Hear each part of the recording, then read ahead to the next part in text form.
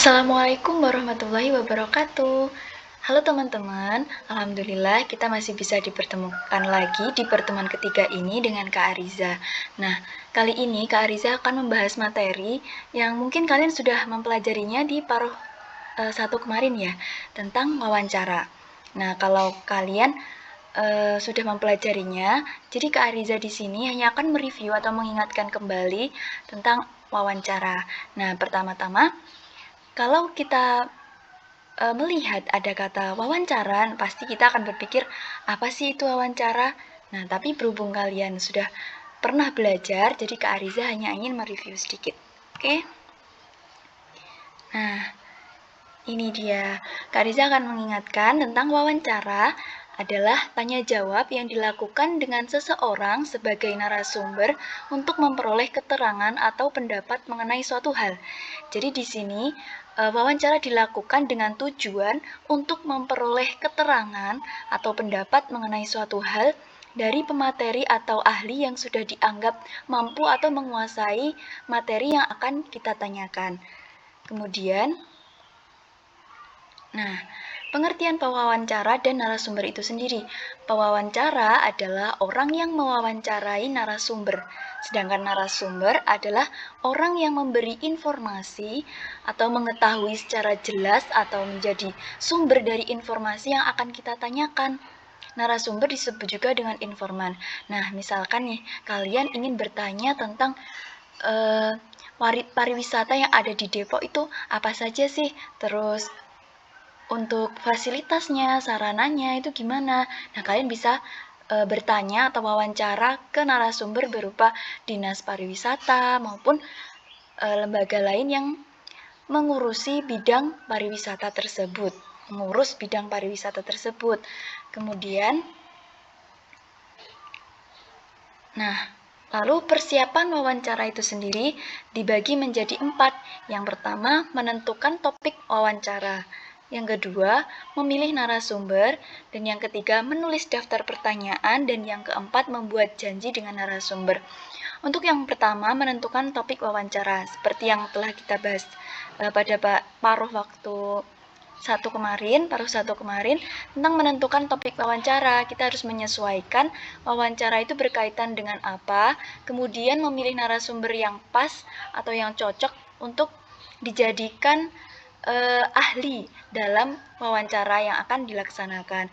Kemudian menulis daftar pertanyaan sebanyak mungkin, sedetail mungkin agar mendapatkan informasi yang lengkap. Kemudian membuat janji dengan narasumber. Jika sudah melakukan rangkaian kegiatan 1, 2, 3, kita akan membuat janji dengan narasumber. Kemudian, daftar pertanyaan, di sini ada singkatan yang bisa mempermudah kalian untuk mengingat apa saja yang perlu ditanyakan. Di sini ada singkatan adik Simba. Untuk A, pertanyakan apa? Apa untuk menanyakan kejadian yang terjadi. Kemudian di mana? Menunjukkan atau menanyakan letak. Di mana letak misalkan pariwisata di Depok ini gitu. Nah, kapan? Menunjukkan waktu. Siapa? Menunjukkan orang. Mengapa? Menanyakan alasan. Kemudian bagaimana? Menanyakan keadaan atau cara. Next. Tahapan wawancara di sini dibagi menjadi 3.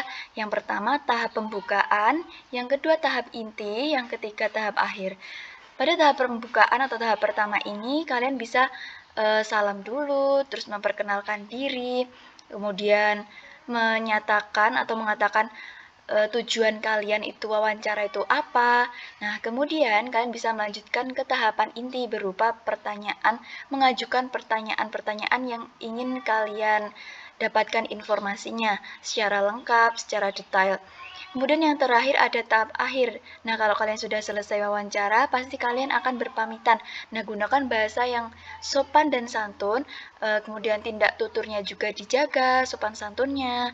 Kemudian diakhiri dengan permintaan maaf jika ada kurangnya, kemudian berterima kasih.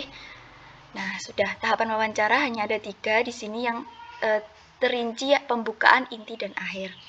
Kemudian ada juga tentang Nah, kalimat efektif. Jika kita mewawancarai seseorang, pasti kita membutuhkan kalimat efektif agar orang tersebut tidak merasa kebingungan.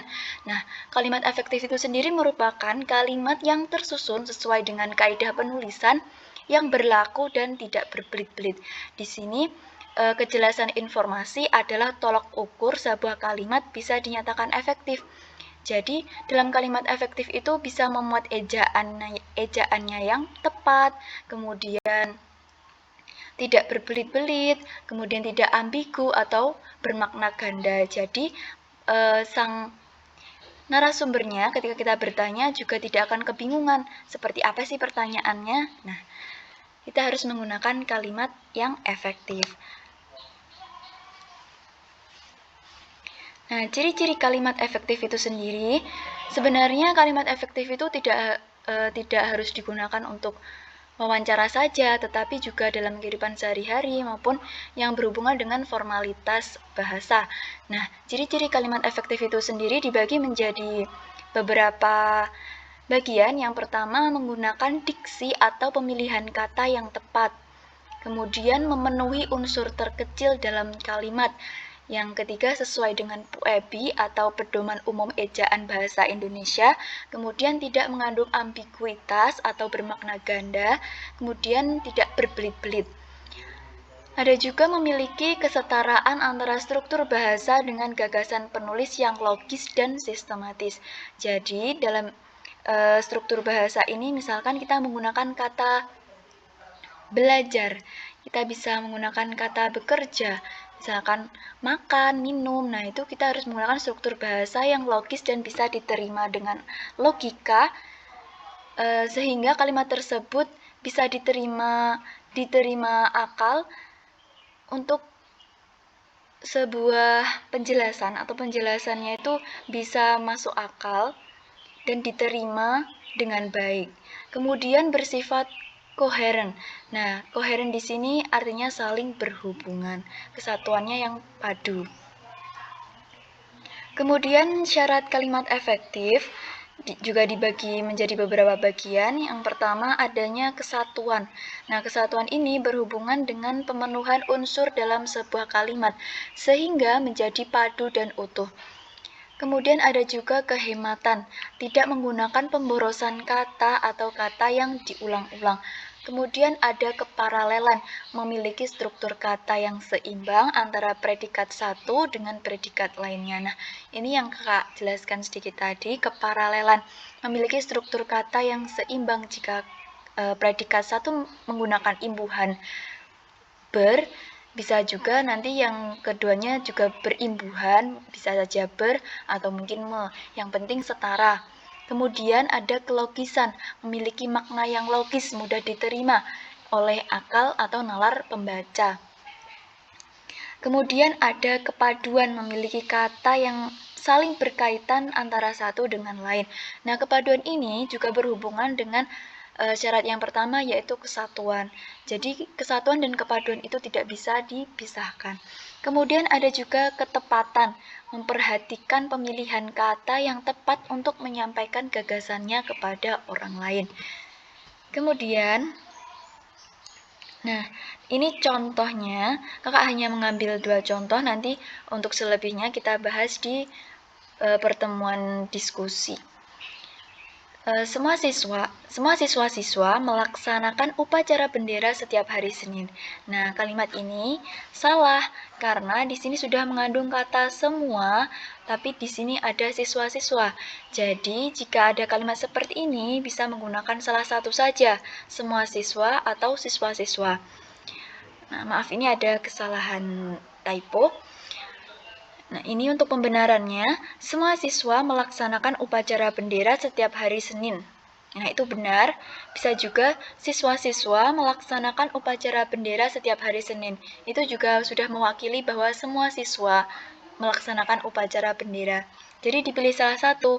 Jika menggunakan semua, siswanya dicoret 1. Jika menggunakan kata siswa-siswa, maka semuanya dicoret. Kemudian ada juga, Naura rajin belajar agar supaya mendapat nilai yang bagus. Kalimat ini salah. Mengapa? Karena Di sini ada kata agar supaya, padahal fungsi dari kata agar dan supaya itu sama untuk menyatakan hasil. Nah, di sini ada pembenarannya.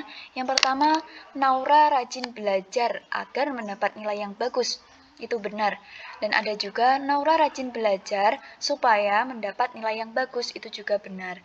Jadi, di sini kita tidak boleh menggunakan pemborosan kata agar supaya kan bernilai sama. Kemudian ada juga misalkan saya mau naik ke atas. Nah, naik kan pasti menunjukkan ke atas. Nah, seperti itu bisa kita minimalisir agar kalimat yang kita tulis atau yang kita tuturkan itu bernilai memiliki keefektifan dalam kalimat. Baik, mungkin itu saja materi yang dapat kakak sampaikan. Kita istirahat dulu sejenak. Nah, silahkan tulis pertanyaan atau materi yang belum dipahami, kemudian silahkan tanyakan saat sesi diskusi di kelas. Sekian materi dari kakak. Apabila ada kurangnya, kakak mohon maaf. Sekian. Wassalamualaikum warahmatullahi wabarakatuh. Selamat belajar, teman-teman.